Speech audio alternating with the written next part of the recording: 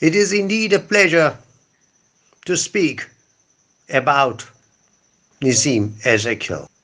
Nissim Ezekiel was something of a mentor to me. And if I have developed as a poet, if I have achieved anything as a poet, it is largely because of the support, of the kindness, of the guidance that I received from him. I met Nissim Ezekiel for the first time as a boy of 11 years or 12 years during my first visit to Mumbai, which was then known as Bombay.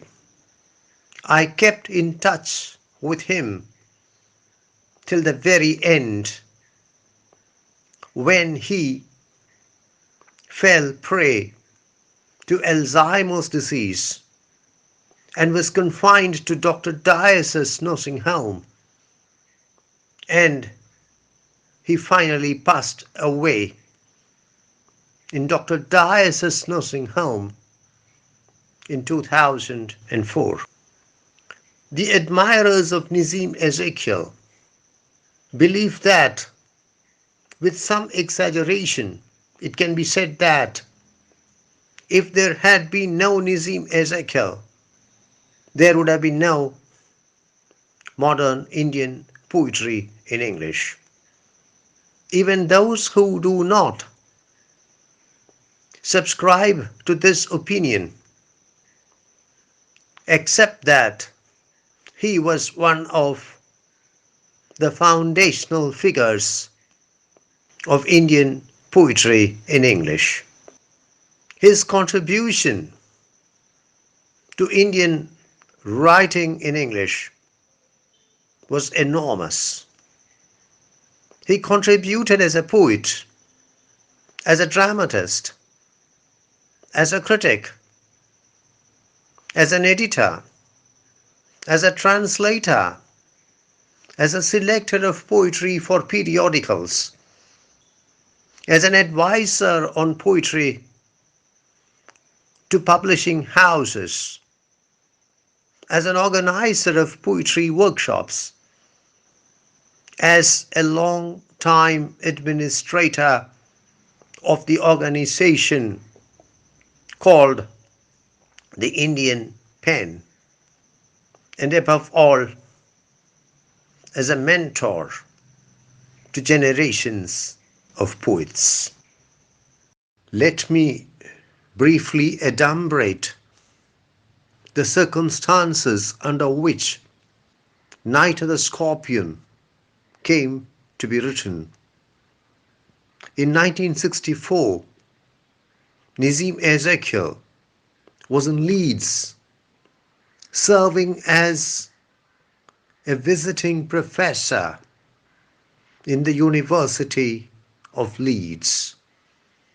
He was invited to a party, and the hostess suggested that he should read at the party a poem about India.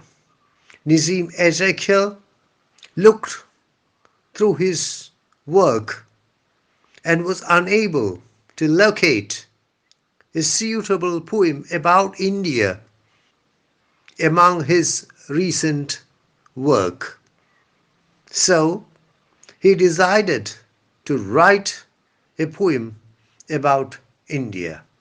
He told his wife that he would not speak to her the whole day, and she reportedly said, "Thank you." The whole day, Nissim Ezekiel was in a sort of meditation, thinking of an incident which had taken place in his ancestral village when he had been a child. The entire poem was written in his mind.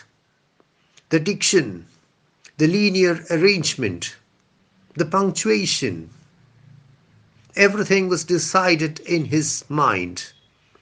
By the time it was evening, the poem was ready. The poet transferred the poem from his mind to paper. The first draft of the poem was also its last draft, except for a small revision. The space between the last part of the poem and the rest of the poem was added later. Nissim Ezekiel read the poem at the party, and Night of the Scorpion became an instant hit.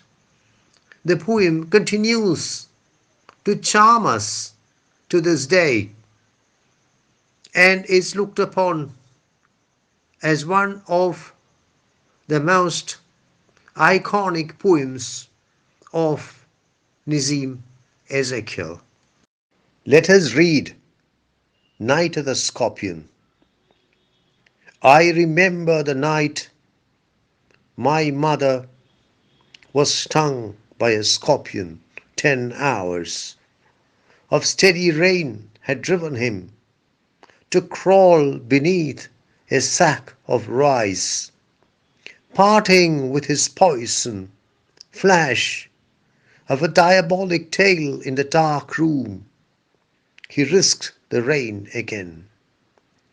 The peasants came like swarms of flies and buzzed the name of God 100 times to paralyze the evil one. With candles and with lanterns, throwing giant scorpion shadows on the sun-baked walls, they searched for him. He was not found. They clicked their tongues. With every movement that the scorpion made, his poison moved in mother's blood, they said. May he sit still, they said. May the sins of your previous birth be burned away tonight, they said. May your suffering decrease.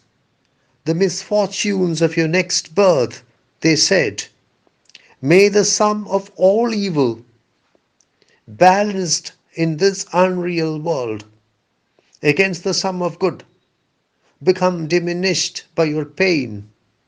May the poison purify your flesh of desire and your spirit of ambition, they said. And they sat around on the floor with my mother in the center, the peace of understanding on each face. More candles, more lanterns, more neighbors, more insects, and the endless rain. My mother twisted through and through, groaning on a mat.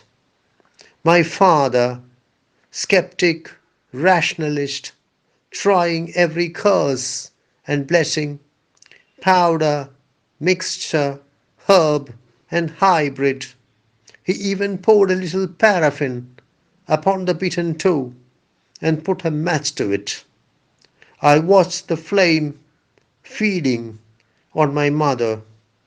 I watched the holy man perform his rites to tame the poison with an incantation.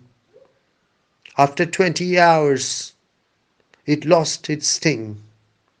My mother only said, "Thank God, the scorpion picked on me and spared my children."